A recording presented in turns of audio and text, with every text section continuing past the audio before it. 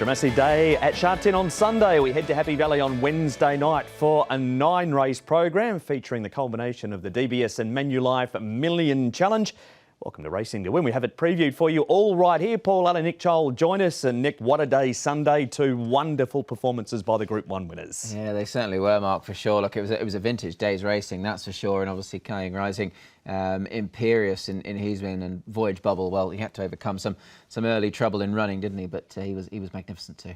What about Wednesday night? What are we looking forward to? Plenty, obviously, as you say, the culmination of the DBS and Manulife Million Challenge, and there's still a bit to play for. It really is. So it's going to be interesting stuff. There is. We'll have a look at the leaderboard very soon on that. Paul Alley is here. Can you spice it up with some jackpots? Yeah, a good jackpot going into the triple trio. There's 5 million in the kick to start with, and it should get over the 10 million mark. So it's a decent one there for the triple trio, and there should be some good racing there. There's a couple of shorties, I think, with Ryan Moore's horses might be all well backed.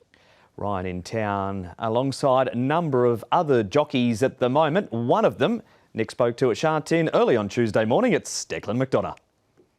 Declan McDonogh, very welcome to Hong Kong. Obviously, you're a familiar face to some. You have been here before, but nice to have you back. And how have you found it so far?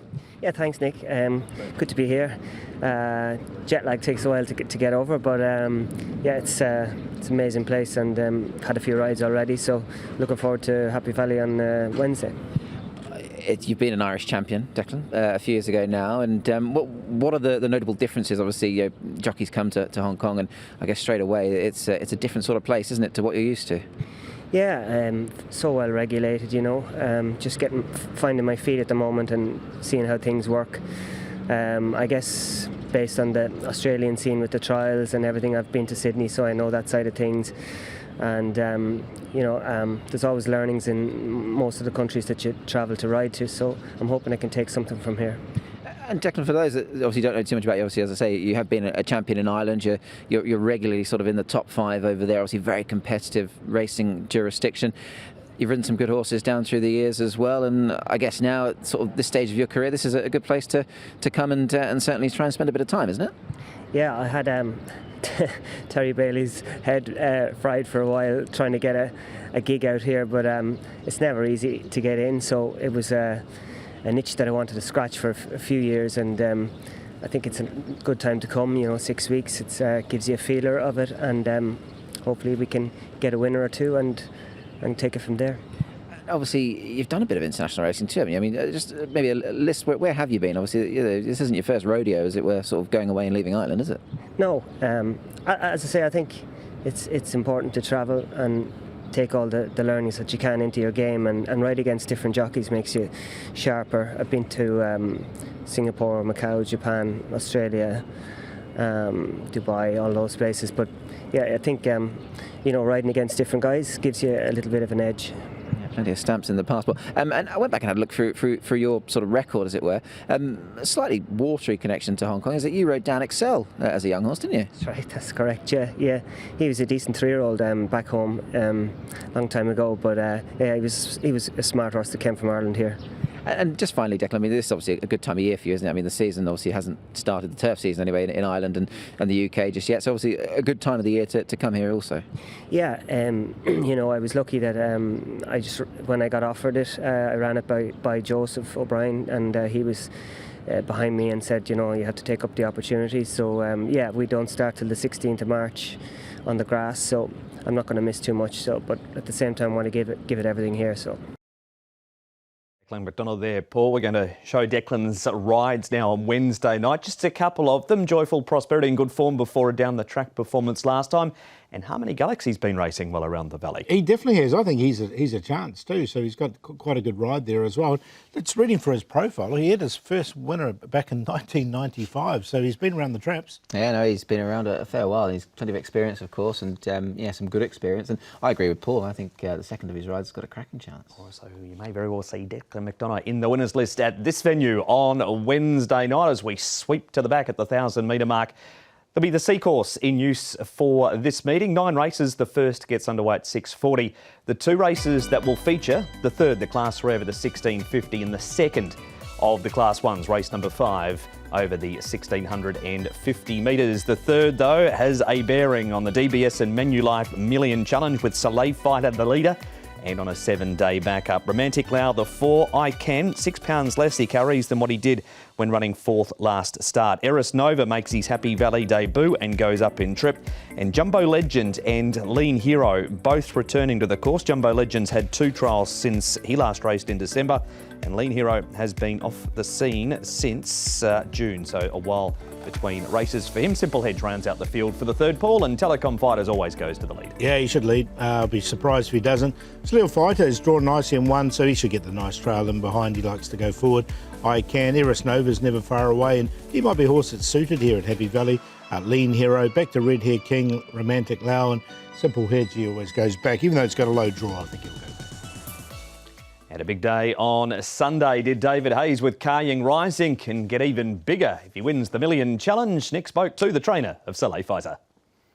David Hayes, we're coming to the culmination of, the DBS Manulife Million Challenge at Happy Valley, something that you've had your eye on for a little while, and the horse in question, Soleil Fighter, he's going back to the well again after a good run last week.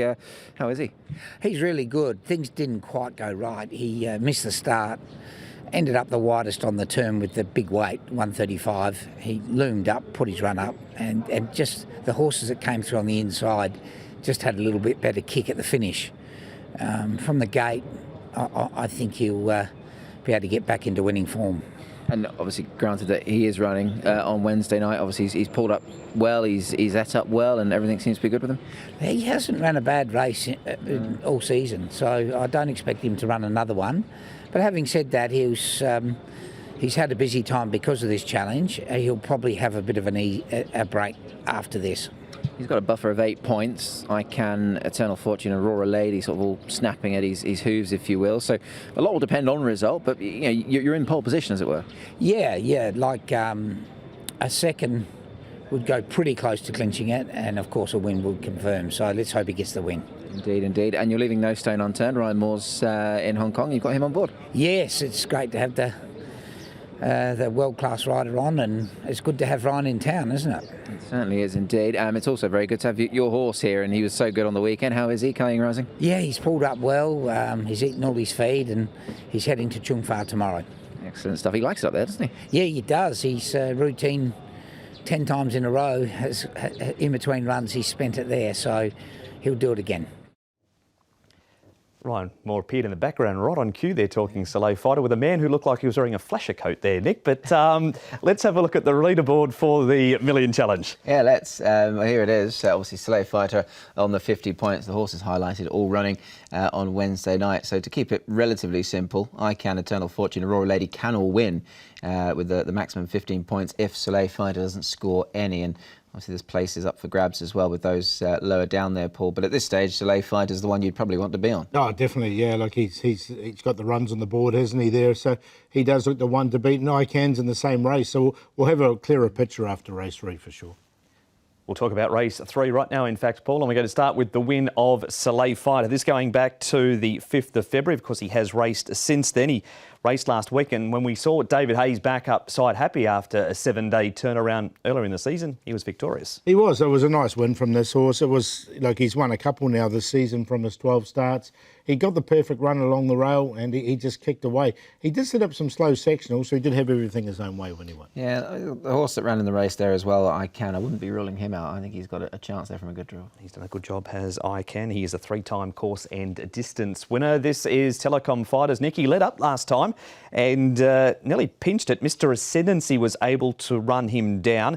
Carries 135 pounds because he's on the class drop, so that's 16 more than he had on his back here. Yeah, it's a decent impost, isn't it? And well, he last one off 98, so he's £13 lower here. So look, he's an 8-year-old. He's not getting any younger, mind you, but he's still showing that he's got some fight there, because this run last time was good off a pound lower, and he wasn't beaten all that far. So he'll put himself right there. Yeah, I'm going to include him because I think he's a chance. He's so well rated at the moment, and we know he can be a tough horse to get past. He looks the only leader in the race. That is Telecom Fighters. Here's Eris Nova, Paul. This is 1,400 metres at Sha Tin last time. He's getting a good trip in behind the leader. Light Years Charm wins this. Of course, Janu Pride has come out and won since this race also. Is the 1650 and the switch to Happy Valley going to be a good thing for this horse? Yeah, it definitely is, because he's by Justify. So up to the 1650 looks really good for him. I mean, even the all-weather for this horse eventually as well. Look, I like this run. He looked like he was a horse crying out for a mile here because he stayed on quite nicely. Coming to Happy Valley from barrier 5. He could be a bit of value this because I think Salil Fighter might be overbet. Yeah, potentially. Look, he's never actually been here for a trial either, but I certainly agree with Paul. There are bits and pieces of form that give him a decent chance. Nice report for Eris Nova. Here is some trials. Nick, we'll start with Jumbo Legend at Happy Valley over the 1,700 metres this morning.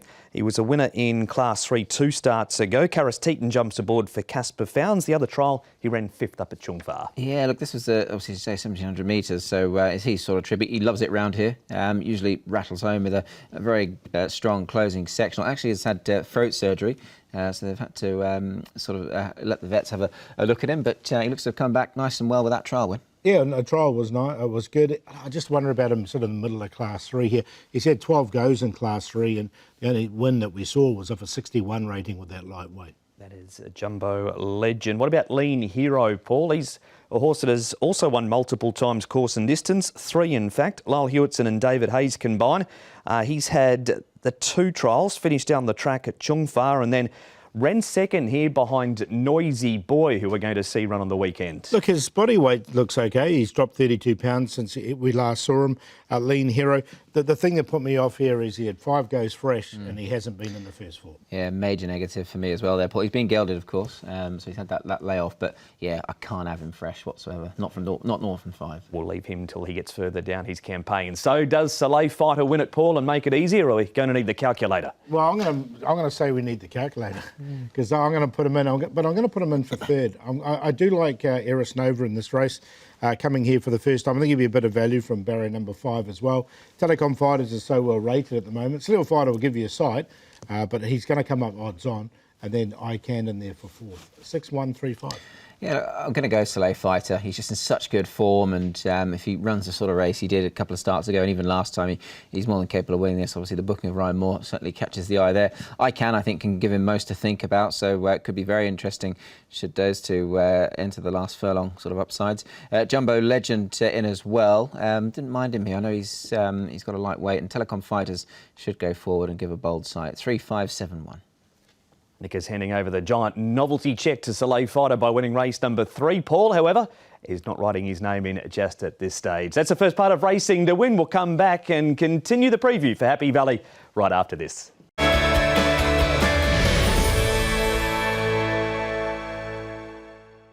Welcome back to Racing to Win. Our focus is Happy Valley on Wednesday night. We're out of the break, Paul, so it's time to reveal the last run reminder. And you've got a horse that's certainly hit plenty of form. He is, isn't he? So he's sort of always showing that he had that ability, and he's really putting it together now. Here he is at his last start. He was wide most of the way as well, and he came on. He just kept coming at the end there, and you can see him. He was the widest on the turn in those yellow and red colours. He didn't go quick either, so he was below. It was below standard, and you can see him. He hit the front here. Coming down the outside there, and he stayed on really nicely. So, look, he was, as you say, he's found form at the moment. He ran a really nice second there, and he's got Ryan Moore aboard. He does. He's easy to remember too. He's race 7, number 7, the Azure. Paul's last run reminder for Happy Valley on Wednesday night. Class 1 is where we look now for the 5th. It's over the 1,650 metres. And Nimble Nimbus is a 4-time course and distance winner. Encountered has an excellent record here. Helene Feeling raced wide last up, but still placed behind Mr. Ascendancy. Just the 2nd time at Happy Valley for the Golden Scenery. Mr. Ascendancy in the race carries an extra £2 for his victory. Senor Toba trying to recapture some form. He's been out of it for a long time. And Woodfire Rose won 2 from 3 over the 1650 around the Valley, Paul, and it's moments in time the leader. Look, he hasn't led the last couple, but he's pulled and he's been in a bit of trouble. So I just wonder if Ryan Moore on, they'll be very positive with him. There's no real leader in the race. The other one could be Encountered, but I think he'd be happy enough to take a trail. Nimble Nimbus likes to go forward without leading. Mr. Ascendancy, Woodfire Bro, and the other 4 generally get back. Well, Helene Feeling might be a little bit further back than he would like from barrier 8. We may be able to find out a little more about that right now because Nick spoke to the jockey of Helene Feeling. It's Harry Bentley. Harry, we've got some good racing coming up Wednesday night, and race 5, you're riding Helene Feeling, of course, a horse you know well, won the January Cup for you. Backed it up with a good run last time as well. Yeah, it was a good run. I came out of that very happy with his performance, and obviously giving away a good bit of weight to the eventual winner. He's got a good record this course and distance of 16.50. That and 18 seems to come alike to him, doesn't it? Yeah, he suits the place really well. He's a very well-balanced horse, and he goes around the valley with ease. He's running against obviously very similar horses. The nature of this race is his first go in Class 1. Mr. Ascendancy takes you on a game. Would you be keen enough to take him on and try and turn that form around? I guess you're well enough placed, aren't you? Yeah, happy to take him on. I mean, last time I think we had 11 pounds difference in the weights, whereas this time we're down to 5. So yeah, I'm happy to take the horse on. Obviously, Mr. Ascendancy's in a rich vein of form, but my horse is doing nothing wrong. So going into the race, feeling very happy. What about Gate 8? I mean, I know it's not a huge field. Happy with where he's drawn? Look, I think ideally I'd have been drawn a little closer to the rail, but he's quite a versatile horse. Hopefully the pace is generous enough, which will help him. But we've got options with him. There is Harry Bentley, Paul, talking about that horse now, Helene Feeling. Mr. Ascendancy beat him home last time we saw the replay, and Senor Toba, Moments in Time, also come through that race. Yeah, look, I think Moments in Time, if they let him go, he'll get a better run. He sort of pulled and did. It was his own worst enemy last start, so he can do things wrong. But Helene Feeling, as you say, barrier number 8 is just a little bit of a concern because he might be a little bit further back than he'd like. But I still want to include him because it was a very strong win, 2 starts. Yeah, it certainly wasn't. I mean, he's backed that strong win up with a good effort since. So there isn't a great deal between some of these. What about the rider of Moments in Time? Nick, Ryan Moore is at Happy Valley on Wednesday night and has a very strong book. He does, yeah. Look, he's got some nice rides. Starts off in the first co-partner Prance. I think could get him off to a really good start. Affordable, has his chance to lay fighter, of course, as mentioned. Yichong Spirits in form, Moments in Time, obviously. Take a bit of a grip, but no better man to anchor him and restraining them RL Moore, Paul. And his last few rides also look decent. Look, I'd be surprised if he wasn't favoured in the Jockey Challenge, and I'd be surprised if any of his horses there paid double figures. They all look like they're all winning chances. There you go. So that he is Ryan Moore, and that's the reason he is at the jockey to follow. One of the old favourites runs in this race too, Paul. Encountered back to his favourite track and distance, and he won't be racing as quite higher grade horse as he has been recently. No, I mean, Cheng Cheng Glory obviously ran really well on the weekend coming out of this race. I like him in this. I think from barrier number 1, he can get that perfect trail. We saw him win by 4 3/4 lengths earlier last season. Once he got a really good run, I think he'll get a similar run. His last win was off 110. He's down to a rating now of 100. So he's 10 points below that. I like him in this. Yeah, look, his last couple of runs have been better. And his last 15 races have all been in group races. A bit like a horse that we saw in that piece of footage you will take a look at in a minute as well, Nimble Nimbus. His last 13 have been in group races. So they've been doing it tough, some of these horses. They have, and he gets a claim this week too, Nick does, Nimble Nimbus. Now, this is a 1,200 metre Happy Valley trial.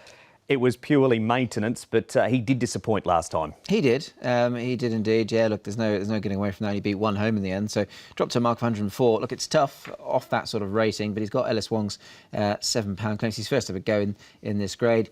He won a Group 3 off 93 when taking the Centenary Vase, so that was a big day for him. But again, very good course and distance record, like a number in this race, Paul. Yeah, 4 times he's won over the course and distance, so he is a horse that does like Happy Valley. He's done a great job, has Nimble Nimbus. Race day form now, Paul, with Woodfire Bro at the Golden Scenery and CP Brave.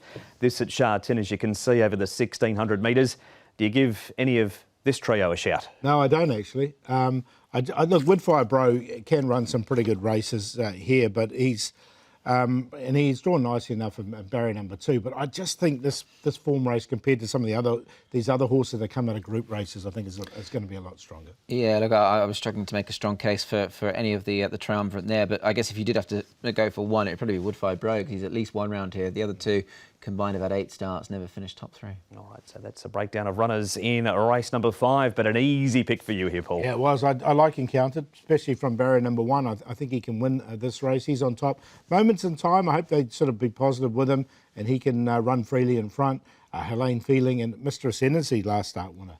2-4-3-6. Yeah, I went with horse 3 here, Helene Feeling. I didn't think there was a great deal between a number of these horses here, and I think he gets his chance once again.